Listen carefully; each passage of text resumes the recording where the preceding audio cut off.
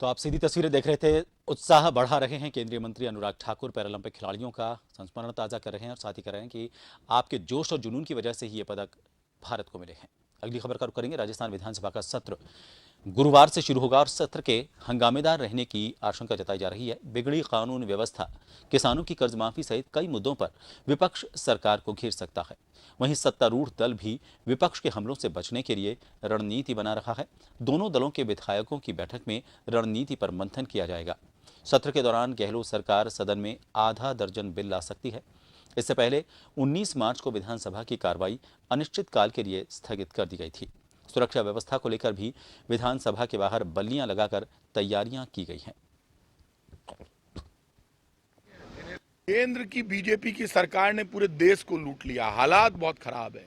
Corona के बाद तो इतने जबरदस्त हालात खराब है कि आम आदमी रोटी और रोजगार से लड़ रहा है। केंद्र की मोदी सरकार ने बहुत बड़ा वादा किया कि अब और नहीं पेट्रोल डीजल की मार। अब की बार मोदी सरकार आ गई, दुनिया के रिकॉर्ड टूट गए। इतना महंगा पेट्रोल डीजल और गैस सिलेंडर आजादी के बाद कभी नहीं हुआ। 22 लाख करोड़ रुपए पेट्रोल डीजल पर टैक्स लगाकर कमा लिए मोदी सरकार ने। मनमोहन सिंह की सरकार तो महात्मा गांधी ग्रामीण रोजगार गारंटी कानून लेकर आई। गांवों में यदि ये नरेगा नहीं चलता, रोजगार गारंटी कानून नहीं होता, तो लोग भूखों मर जाते। ये धन्यवाद दो सोनिया गांधी और मनमोहन सिंह जी को कि जो रोजगार गारंटी कानून लगा के गए गाँव में, गाँव के लोग शहरों पर हमला कर देते। और इन्होंने क्या काम किया, पाप किया। बीजेपी के लोगों को तो बोलने का हक ही नहीं। इन्होंने इतना बड़ा पाप किया। रोज कोरोना संकट में खबर आती थी, आज कोरोना के इतने मरीज बढ़े, आज कोरोना से इतने मरीजों की मौत, ऑक्सीजन की कमी और पेट्रोल डीजल के दाम बढ़ाए गए, गैस सिलेंडर के दाम बढ़ाए गए। अंतर्राष्ट्रीय महामारी होती है तब कानून है, तब रोजमर्रा एसेंशियल चीजों के दाम नहीं बढ़ाए जाते हैं। इन्होंने तब भी दाम बढ़ाए रेगुलर।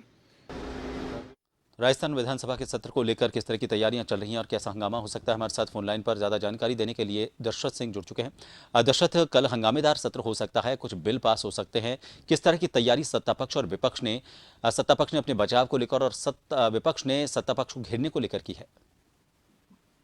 देखिए, कल से जब विधानसभा का सत्र शुरू हो रहा है तो निश्चित तौर पे विपक्ष की अगर बात करें तो विपक्ष महिला अपराधों का जो आंकड़े हैं या लगातार राजधानी जयपुर समेत बड़े शहरों में गोलीबारी हो रही है और खास तौर पर जो हत्याएं हो रही है, मर्डर के केसेस है, चोरी डकैती या अत्याचार जो हो रहे हैं, खासकर रेप के जो केसेस की जो घटनाएं सामने आई, इसको लेकर राजस्थान सरकार पर हमला बोलने की कोशिश करेगा विपक्ष।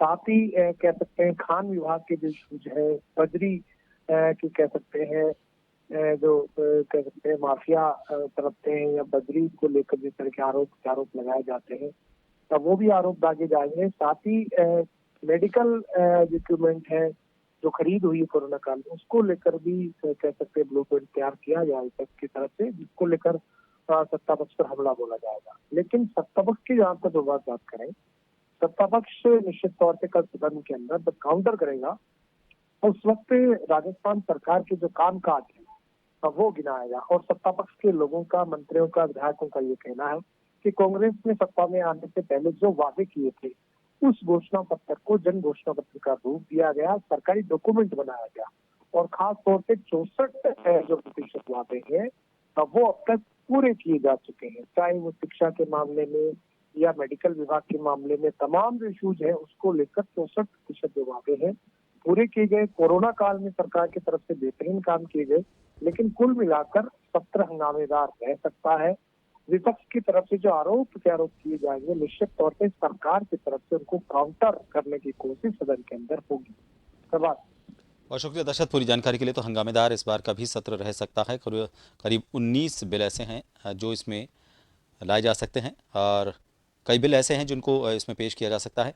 और पिछली बार 19 मार्च को जो अनिश्चितकाल के लिए स्थगित किया गया था, उसके बाद अब जब ये शुरू हो रहा है तो सत्तापक्ष और विपक्ष ने अपनी तैयारी पूरी कर ली है और इन तैयारियों के मद्देनज़र बैठकें भी अब की जानी है।